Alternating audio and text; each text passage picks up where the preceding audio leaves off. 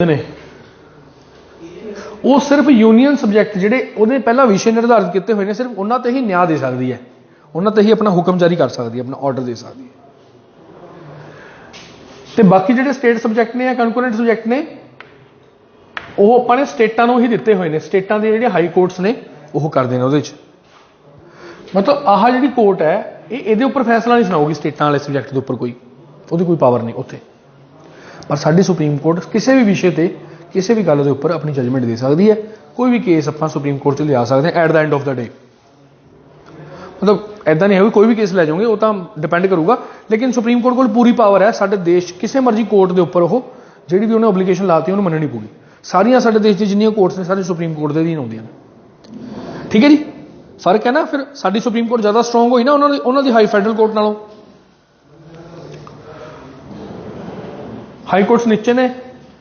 अच्छा, जज्जां नूं कौन अपॉइंट करता? हाई कोर्ट के जज्जां नूं भी यही करता, सुप्रीम कोर्ट ने तो करता ही करता, हाई कोर्ट ने भी यही करता। अच्छा, जो हटाउणा तो पार्लीमेंट च हटा सकता आप सुप्रीम कोर्ट के हाई कोर्ट के जज्जां नूं। मतलब जुडिशरी किते ना किते केंद्र सरकार ने अपने कोले उहदी पावर रखी हुई है, केंद्र ते नहीं हुई ना ज़्यादा जुडिशरी। अच्छा, कॉमन हाई कोर्ट्स हुंदियां ने जिवें Punjab and Haryana high court, Bombay high court के अंदर काफ़ी आते हैं। गुवाहाटी हाई कोर्ट सी कहते 4 राज आते सी। ठीक है, सो कहने का भाव इदा करके साझे हाई कोर्ट्स भी है। इन्होंने बारे आप हाई कोर्ट से सुप्रीम कोर्ट वाले चैप्टर डिटेल पढ़ चुके हैं और तुम उन्होंने पढ़ो, भावें रिवाइज करो, भावें जिदा मर्जी करो। रिलेशन ड्यूरिंग एमरजेंसी, आपातकाल के दौरान संबंध किदां दे हो जाते हैं, मैं इन्होंने बारे तुहानूं दस चुकिया। सेंटर यूनिटरी बन जाता है। वैसे साडा देश एक फैडरल देश है, संघी है, पर बाद एकात्मक हो जाता है। सेंट्रल गौरमेंट स्टेटां नूं किसी भी विषय पर हिदायत दे सकती है। उदां किहड़े विषय पर दिंदी है पहला पढ़िया सी भी संचार के साधन, रेलवे, हाँ होर की सी उहदे च याद करो माड़ा जिहा, मदर टंग, ठीक है ना, मदर टंग। प्रेसिडेंट रूल जो लगता है तो राजपाल जिहड़ा हैगा रियल हैड बन जाता है। वैसे राजपाल जिहड़ा हुंदा एक नॉमिनल हैड हुंदा ना, वो रियल हैड बन जाता। अच्छा, फाइनैशियल एमरजेंसी के दौरान सैलरियां घटाई जा सकती मुलाजमान दी। सुप्रीम कोर्ट के हाई कोर्ट के जज तक की सैलरी घटा सकते हैं। राष्ट्रपति मनी बिल में रिजर्व कर सकते हैं, बिल्कुल सही है। जो राज थोड़ा पॉइंट मिस हो गया सी, जो फाइनैशियल एमरजेंसी लगती है तो जो राष्ट्रपति है वो स्टेटां दे विच पास होने वाले मनी बिल में रिजर्व भी कर सकते। खड़ जो हजे फाइनैशियल एमरजेंसी लगी हुई है। अच्छा, आर्टिकल 355 मैं तुहानूं दस चुके गल्लां भी यह केंद्र की जिम्मेवारी बनती है भी वो राज्यों की रक्षा करे।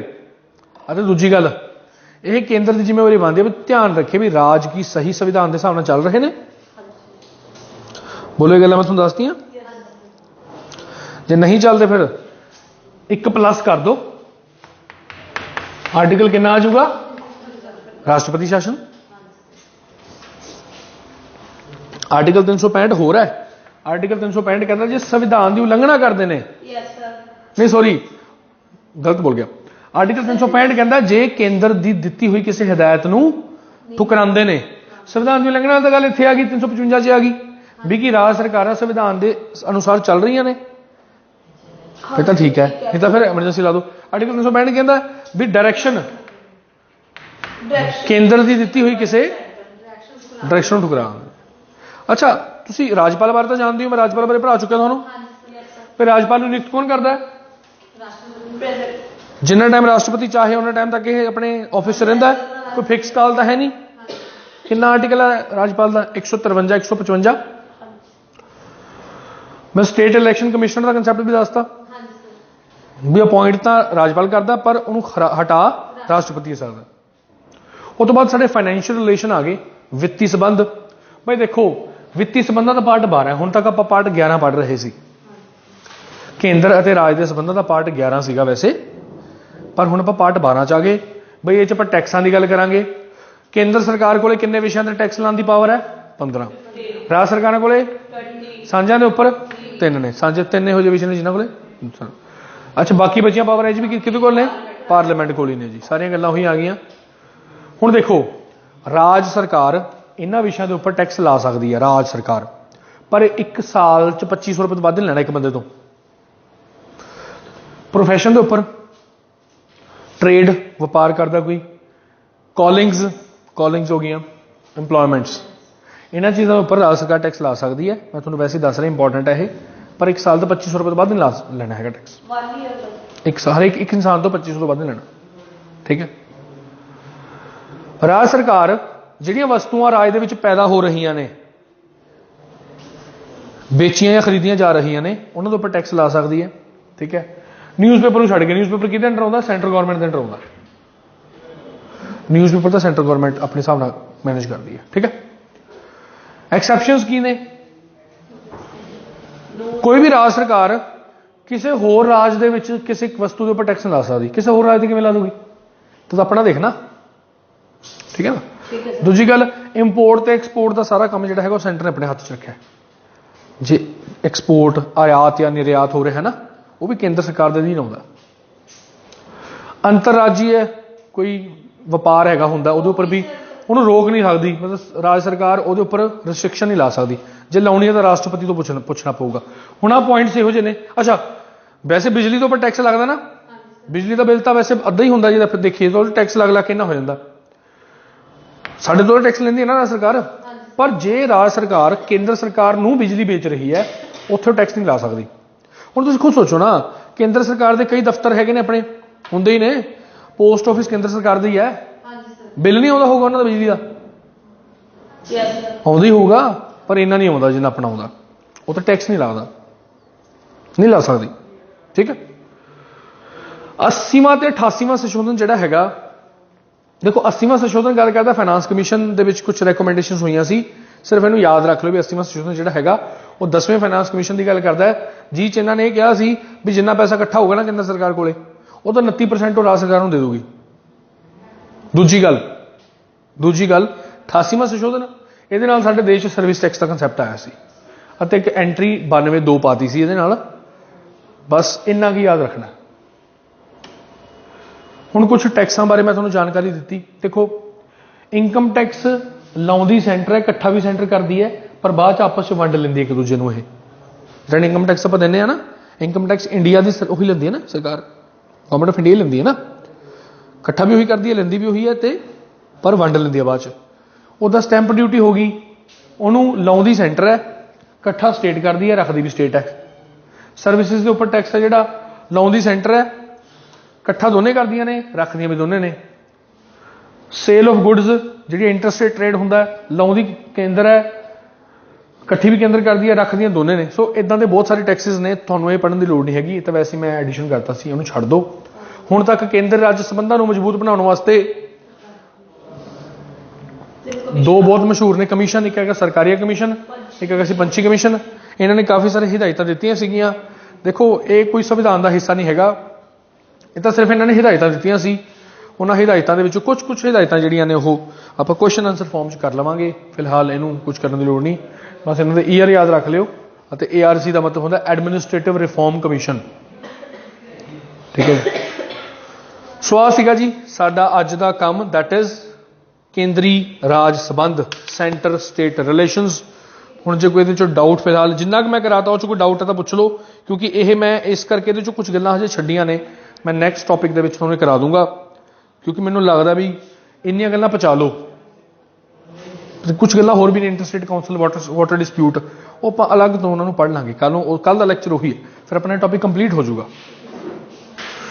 ਜਿਹੜਾ ਸਾਡਾ ਟੌਪਿਕ ਸੀ ਨਾ, ਇਹ ਟੌਪਿਕ ਨੰਬਰ 9 ਸੀਗਾ ਨਾ। ਆਪਾਂ ਤੁਹਾਨੂੰ ਇੰਡੀਅਨ ਫੈਡਰਲ ਸਟਰਕਚਰ ਬਾਰੇ ਵੀ, ਇਹਦੇ ਫੀਚਰਸ ਵੀ ਪੜ੍ਹਾ ਦਾਂਗੇ, ਕੋਈ ਦਿੱਕਤ ਵਾਲੀ ਗੱਲ ਨਹੀਂ। ਮੈਂ ਦੇਖੋ, ਫੈਡਰਲ ਸਟਰਕਚਰ, ਸੰਘੀ ਢਾਂਚਾ, ਸਾਡਾ ਦੇਸ਼ ਕੰਪਲੀਟ ਫੈਡਰਲ ਨਹੀਂ ਹੈਗਾ, ਨਾ ਹੀ ਕੰਪਲੀਟ ਯੂਨਿਟਰੀ ਹੈ। ਪਰ ਇਸ ਕਰਕੇ ਜਿਹੜੀਆਂ ਆਪਾਂ ਚੀਜ਼ਾਂ ਪੜ੍ਹ ਰਹੇ ਹਾਂ ਉਹਨਾਂ ਨੂੰ ਆਪਾਂ ਇਕੱਠਾ ਕਰਕੇ ਮੈਂ ਤੁਹਾਨੂੰ ਇਹਨੂੰ ਕਰਾ ਦੂੰਗਾ। ਫਿਲਹਾਲ ਆਪਣਾ ਵਾਲਾ ਪੁਆਇੰਟ ਅਸੀਂ ਅੱਜ ਕਵਰ ਕੀਤਾ। ਸੈਂਟਰ ਸਟੇਟ ਰਿਲੇਸ਼ਨ, ਲੈਜਿਸਲੇਟਿਵ ਪੜ੍ਹੇ, ਫਾਈਨੈਂਸ਼ੀਅਲ ਪੜ੍ਹੇ, ਐਡਮਿਨਿਸਟ੍ਰੇਟਿਵ ਪੜ੍ਹੇ। ਫਾਈਨੈਂਸ਼ੀਅਲ 'ਚ ਇੱਕ ਚੀਜ਼ ਨਹੀਂ ਪੜ੍ਹੀ ਮੈਂ ਹਜੇ ਪੜ੍ਹਾਈ, ਉਹ ਹੈਗਾ ਫਾਈਨਾਂਸ ਕਮਿਸ਼ਨ। ਫਾਈਨਾਂਸ ਕਮਿਸ਼ਨ ਬਾਰੇ ਮੈਂ ਤੁਹਾਨੂੰ ਦੱਸ ਦਿੰਦਾ, ਕੋਈ ਦਿੱਕਤ ਵਾਲੀ ਗੱਲ ਨਹੀਂ ਹੈਗੀ ਮੈਨੂੰ। ਫਾਈਨਾਂਸ ਕਮਿਸ਼ਨ ਜਿਹੜਾ ਹੈਗਾ ਸਾਡਾ ਇੱਕ ਸੰਵਿਧਾਨਿਕ ਅਦਾਰਾ ਹੈ, ਕਨਸਟੀਟਿਊਸ਼ਨਲ ਬੋਡੀ ਹੈ। ਸਾਡੇ ਸੰਵਿਧਾਨ ਦਾ ਜਿਹੜਾ ਆਰਟੀਕਲ ਨੰਬਰ 280 ਹੈ। ਮੈਨੂੰ ਵੈਸੇ ਫਾਈਨੈਂਸ਼ੀਅਲ ਰਿਲੇਸ਼ਨਸ ਪੜ੍ਹਾਉਣਾ ਚਾਹੀਦਾ ਸੀ, ਪਰ ਕੋਈ ਦਿੱਕਤ ਨਹੀਂ, ਮੈਂ ਤੁਹਾਨੂੰ ਦੱਸ ਹੀ ਦੇਣਾ ਬਈ ਇਹਦੇ ਬਾਰੇ। ਮੈਂ ਕਨਸਟੀਟਿਊਸ਼ਨਲ ਬੋਡੀਜ਼ ਤੁਹਾਨੂੰ ਨੋਟਸ ਦੇ ਦੂੰਗਾ, ਅਪਲੋਡ ਕਰ ਦੂੰਗਾ ਉਦੋਂ। अजे वैसे ही दस देना। साडे संविधान का आर्टिकल नंबर 280 है जिहड़ा,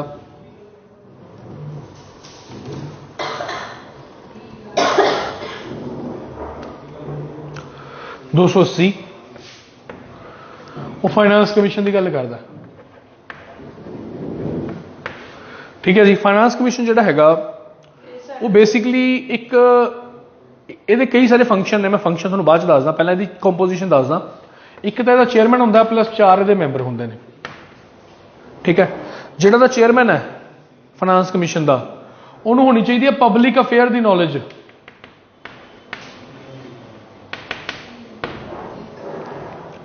लोकां दे नाल उहदे मतलब गलबात, relations and all that. 4 member ने जी, उहदे चों एक तो होना चाहिए है एडमिनिस्ट्रेशन, जिन्हों एडमिनिस्ट्रेशन की नॉलेज होवे, प्रशासन दा ज्ञान रखता हो, प्रशासन किद्दां करना। एक हुंदा जी जिन्हों इकनॉमिक्स की नॉलेज होवे, एक हुंदा जी जिन्हों होवे कमर्स की नॉलेज, एक हुंदा जी मतलब समझ लो भी हाई कोर्ट के जज के बराबर उसकी क्वालिफिकेशन होनी चाहिए, भी लॉ की नॉलेज होवे उन्होंने। जो हाई कोर्ट के जज की नहीं होंगी क्वालिफिकेशन, 10 साल वकील या 10 साल एडवोकेट या 10 साल किसी डिस्ट्रिक्ट कोर्ट का जज होवे। हर 5 साल बाद नियुक्त किया जाता है। कौन करता? राष्ट्रपति करता है नियुक्त। एडवांस ही कर लिया जाता है नियुक्त। जिवें हुण जिहड़ा साडा फाइनेंस कमीशन है वो 15वां फाइनेंस कमीशन सन 2020 तो लैके 2025 तक की ड्यूरेशन है। ये चेयरमैन NK सिंह है ने। तुसीं ग्रुप च इन्हां दे बाकी मैंबरां दा नाम पाओगे रैमी। ठीक है। हुण इहदा काम की हुंदा जी? पहली गल तां यह भी जो पैसा इकट्ठा होया वो डिस्ट्रीब्यूट किद्दां करना, उसकी वंड किद्दां करनी है।